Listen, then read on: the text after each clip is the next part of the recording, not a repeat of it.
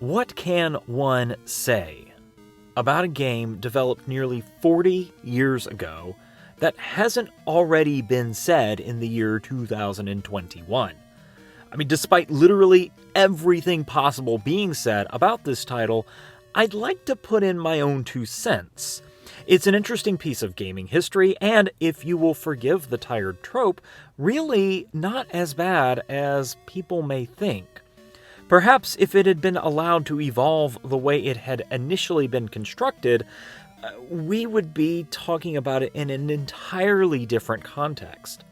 The game, of course, is Zelda II, The Adventure of Link, not The Legend of Zelda II, mind you, but simply Zelda II, which is strange and apparently only exists because of the habit in the era for games to have short titles. Of course, there's also the habit of the cool kids to shorthand titles as an indication of their savviness, so the two phenomena probably played into each other.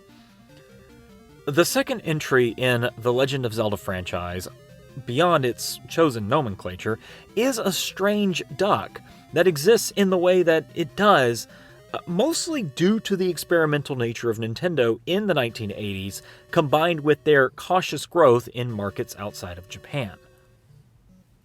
Now, it may come as some surprise to people that know me that I really didn't grow up playing Zelda 2, or really any of the Zelda franchise games except for the first one.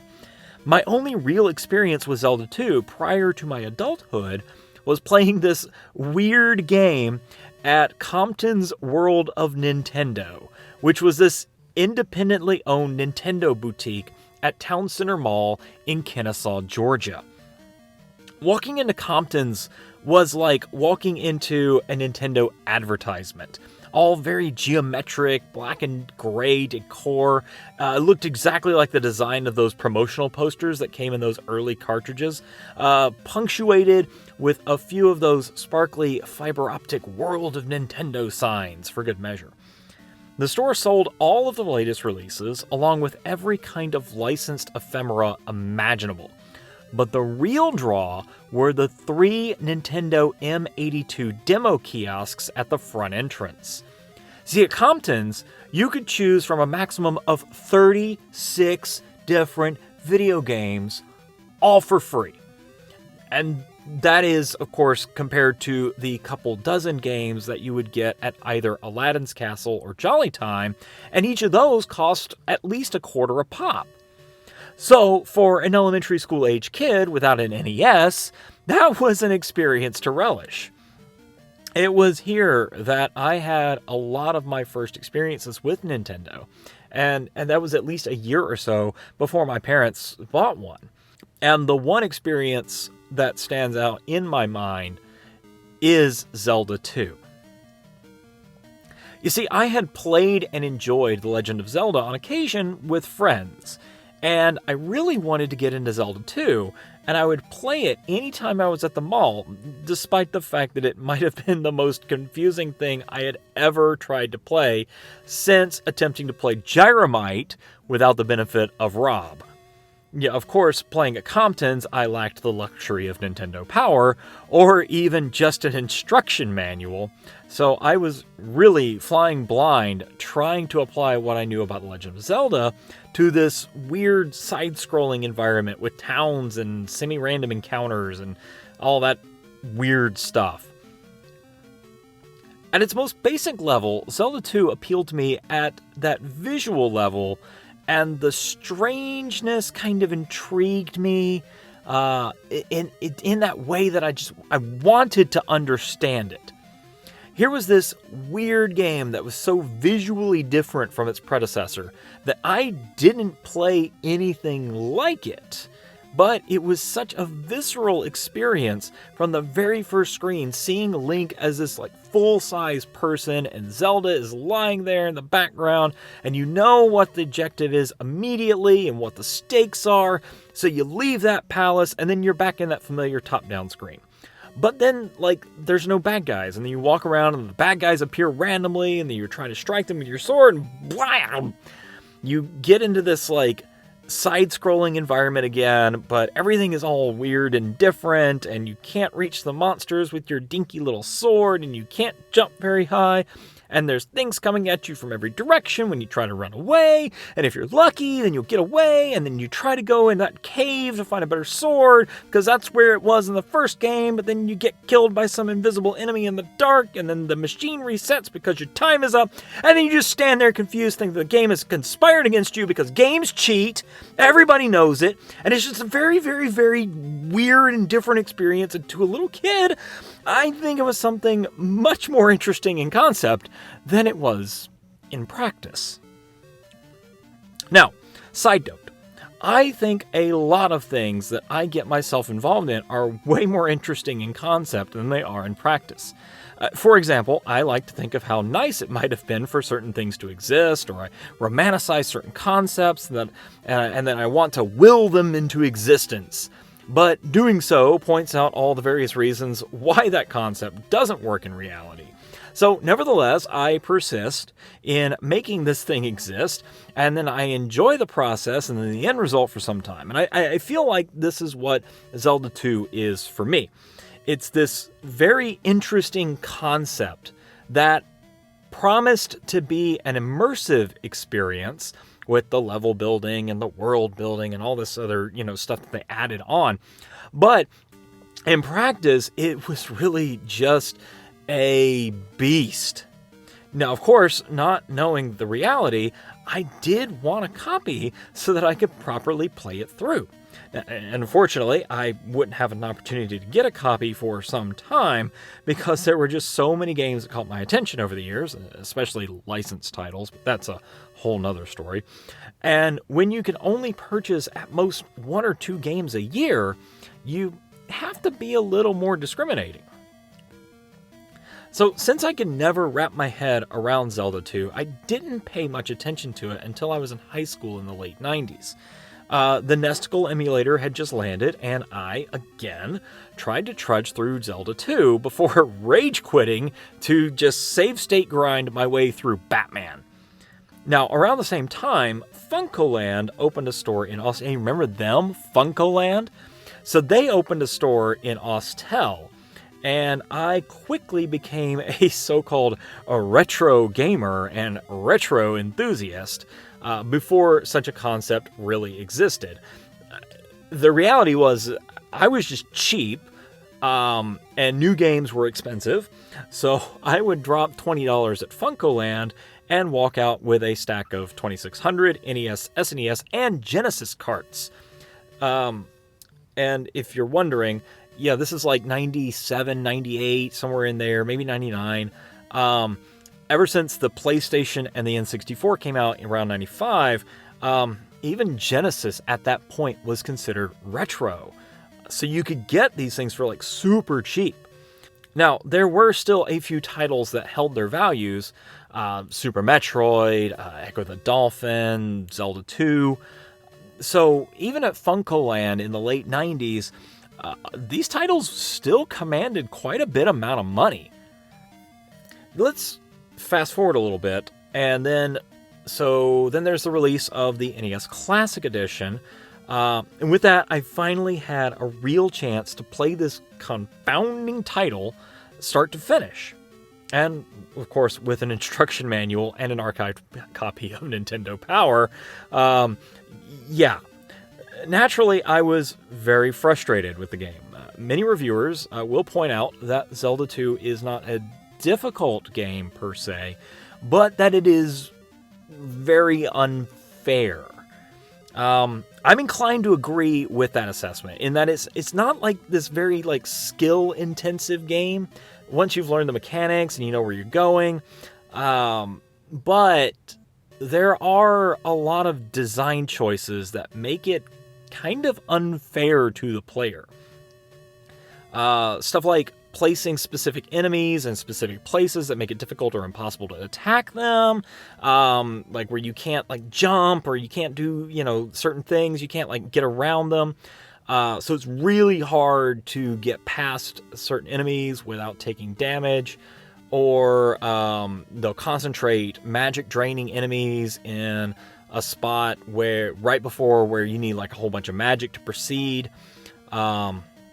And then, of course, the most heinous drawback is the game over return to start mechanic that forces the player to traverse the entirety of the game map. And it's a big map. Like, there's like a section of the map that is the entirety of the first Zelda game. It's a huge, huge map, and there's lots of unavoidable caves that you have to get through, and it's a pain. So you have to go back over the entire map just to get back to the dungeon that you were previously at. That kind of setback is like super arbitrary and kind of inexcusable, other than the fact that they were trying to squeeze as much playtime out of titles back then, just because, you know, they didn't come out quite as often. So that's why you have the description of being Nintendo hard. Thankfully, I'm playing on the classic, so I have save states, and it sort of really kind of fixed the frustration by getting rid of a lot of those arbitrary design choices. Makes the game a lot more enjoyable. It's still very challenging, especially if you only save like at the beginning of a dungeon, instead of like trying to save throughout the dungeon. It makes it it's still challenging, but it takes away like the arbitrariness of having to go back through the whole game. Now, unfortunately, there are some so-called purists out there that will balk at my use of save states, saying that I cheated because I didn't beat the game as intended, or that my experience was somehow hollow because I didn't have to practice for months to pass a very particular section, or that somehow I'm not a real gamer because I didn't beat the game fairly.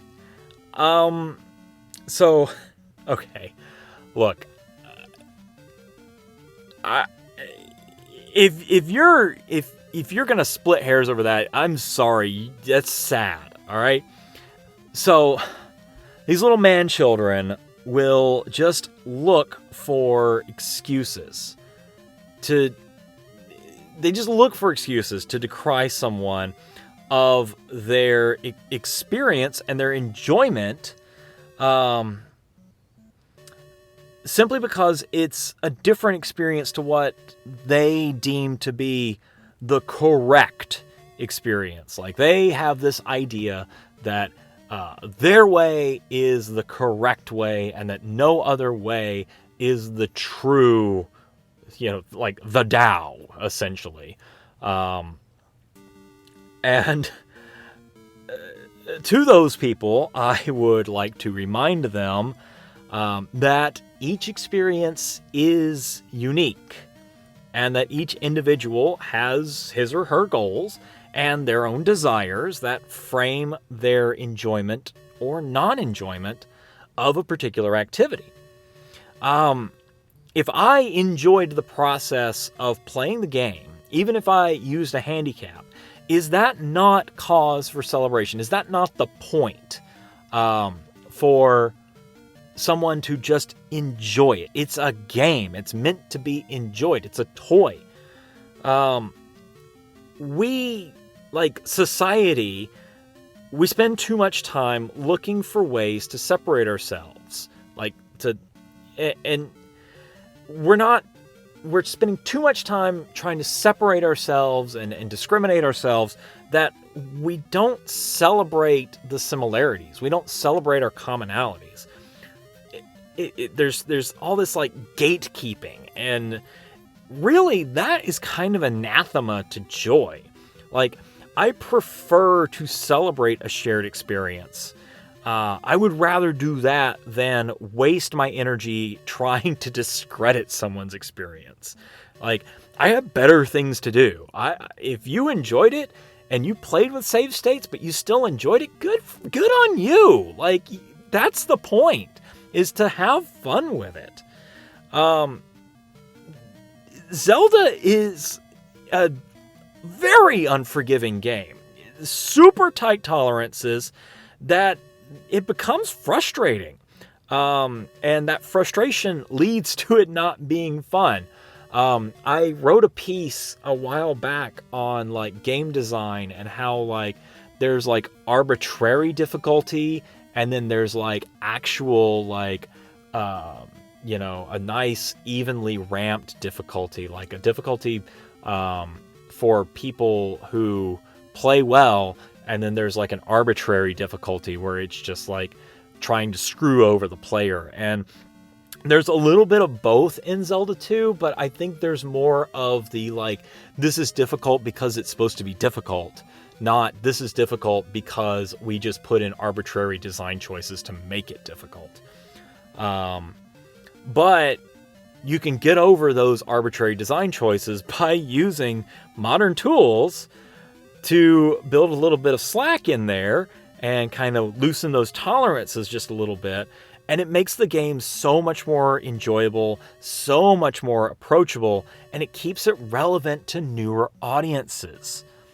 The kids now don't have, they have modern games. We've had 40 plus years of game design at this point that we've started to kind of figure out what works and what doesn't work. And you don't see that kind of arbitrarily difficult design anymore, and it's a good thing that you don't. Like, games are designed to be difficult to a point where you want to keep playing because it's just difficult enough to keep you interested. It's not just so difficult you can't get past it ever.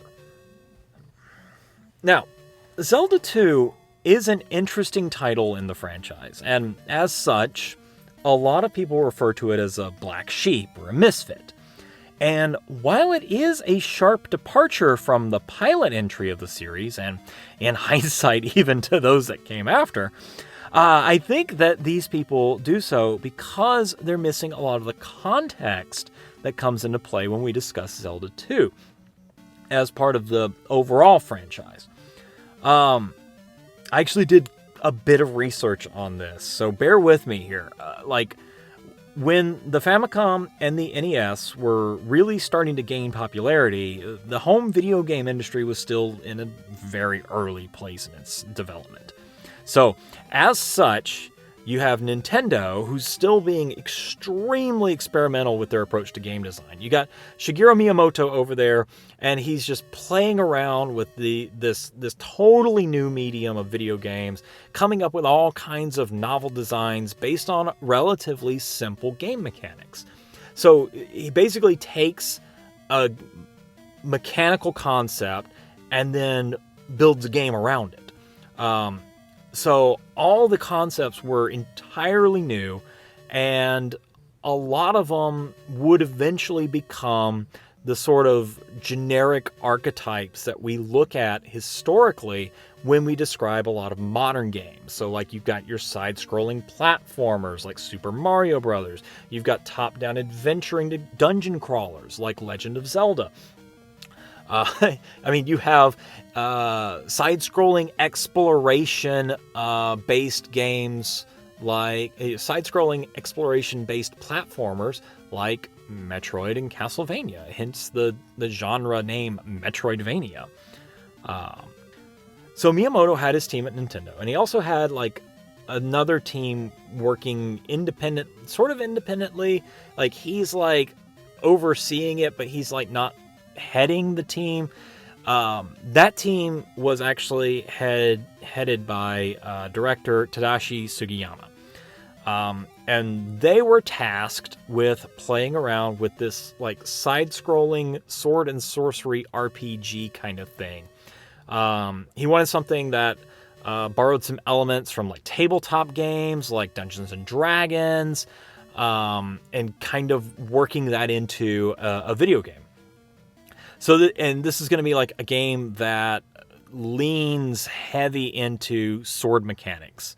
So you've got this swordsman that can strike high, you can strike low, you can block, you can use upward and downward strikes, and that's how he progresses through the game. So Sugiyama's team developed this concept while Miyamoto was working on what would become Legend of Zelda with Takashi Tezuka.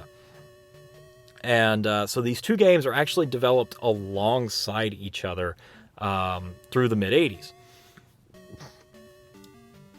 And then Legend of Zelda is released in 1986.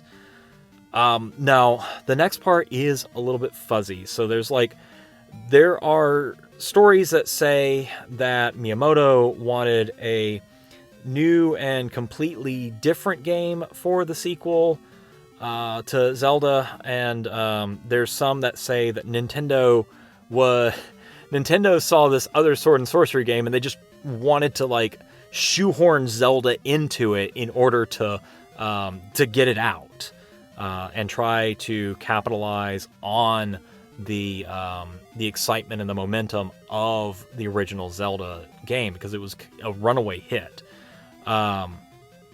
So considering both games were already in development at right around the same time, and Miyamoto did not actively take part in the development of the sword and sorcery game, I personally, this is just my opinion, but I think that Zelda 2 was supposed to be its own franchise, kind of like Kid Icarus or Metroid became.